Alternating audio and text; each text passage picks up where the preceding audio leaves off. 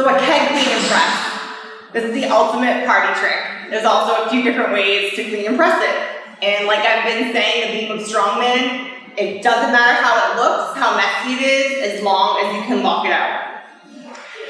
So I was training for this event back in 2015, and it was a keg press that was above body weight. And I couldn't get one rep, and I kind of just made up a technique one day. So I'm gonna go over the way I do it first because I feel like I kind of started this trend. Since then I've seen a few people use it.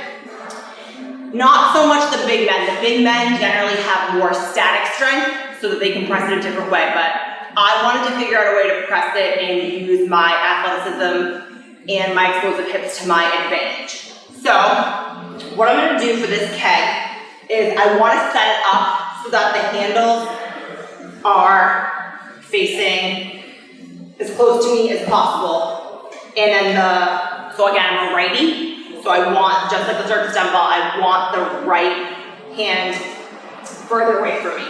So I'm gonna tip it forward, and I'm gonna take my left hand on the bottom of the keg, and again, straight arm, and I'm gonna kind of row it in as I press it. So I'm gonna do this once and then explain it. Can't talk and do it yet.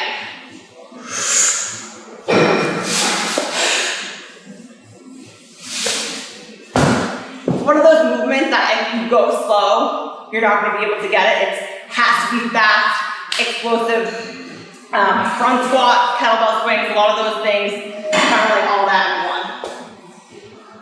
So again, the goal is, and if you slow this down, you'll definitely see that triple extension with this movement. Your feet are a little bit wider than normal, just so that the keg can clear without it getting in the way. So right hand forward, left arm. So I'm rowing my left arm up as I already start the hip drive forward.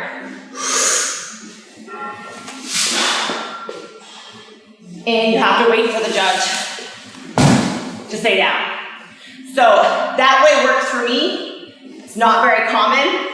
The most common way to press a keg, and again, a lot of people with static strength, it's easier to press because you'll notice once I clean it, it's already up on the side of my head, so I only have to press it a few inches. So with that way, same technique in terms of grabbing the lower lip.